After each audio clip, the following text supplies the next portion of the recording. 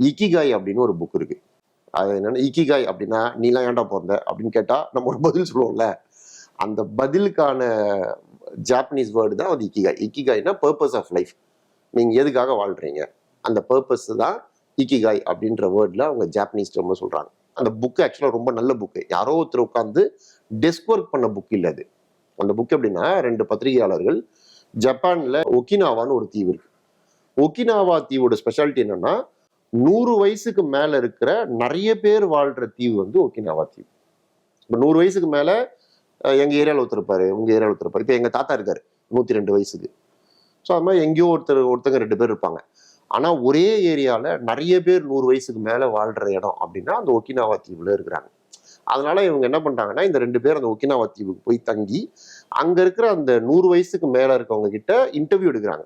நீங்க என்ன சாப்பிட்றீங்க, காலையில இருந்து என்ன பண்ணுவீங்க, நீங்க எக்ஸசைஸ் பண்ணுவீங்களா பண்ண மாட்டீங்களா, நீங்க ஸ்மோக் பண்ணுவீங்களா, தண்ணி அடிப்பீங்களா, நான்வெஜ் சாப்பிட்றீங்களா, லேட் நைட்டு முடிச்சுட்டு இருக்கீங்களா, உங்களோட லைஃப் ஸ்டைல் என்ன. ஸோ இவங்களோட பர்பஸ் என்னன்னா, இந்த மாதிரி கேட்கும் போது நிறைய பேர் ஒரு பதில் சொல்லுவாங்கல்ல, நான் நான்வெஜ் சாப்பிட மாட்டேன், நான் வந்து காலையில எழுந்து உடனே எக்ஸசைஸ் பண்ணுவேன், இப்படிலாம் இருந்ததுன்னா, ஸோ இப்படியெல்லாம் நம்ம இருந்தால் 100 வயசுக்கு மேல வாழலாம் அப்படின்னு நம்ம கண்டுபிடிக்கலாம் அப்படின்றதுனால இவங்களை இன்டர்வியூ பண்றாங்க.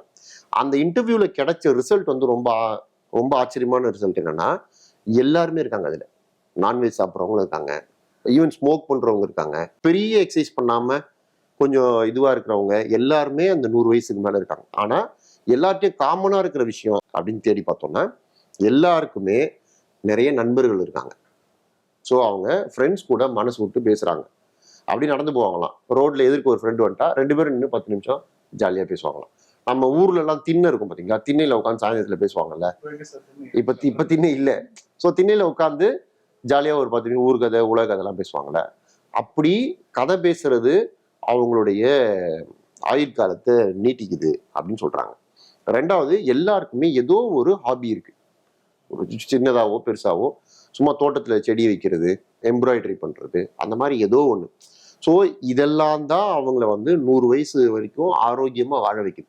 நீங்க ஸ்ட்ரெஸ்ஃபுல்லா இருந்தா, ஸ்ட்ரெஸ் வந்து உங்களுக்கு இமீடியட்டா நோயை கொண்டு வரும். நோய் அதிகமாக அதிகமாக உங்களுடைய ஆயுள் வந்து குறைஞ்சிரும். ஸோ இப்ப இது எல்லாத்துக்கும் கூட ரூட் காஸ் என்ன அப்படின்னா, சந்தோஷமா இருக்கு. எப்படி சந்தோஷமா இருக்க முடியும் அப்படின்னா, நண்பர்கள் கூட டைம் ஸ்பெண்ட் பண்றது, சந்தோஷமான சூழ்நிலையில நம்மளை வச்சுக்கிறது, நம்மளை சுத்தி இருக்கிறவங்கள சந்தோஷமா வச்சுக்கிறது. இதைத்தான் நம்ம வந்து நம்ம பசங்களுக்கு சொல்லி கொடுக்கணும்னு நினைக்கிறேன்.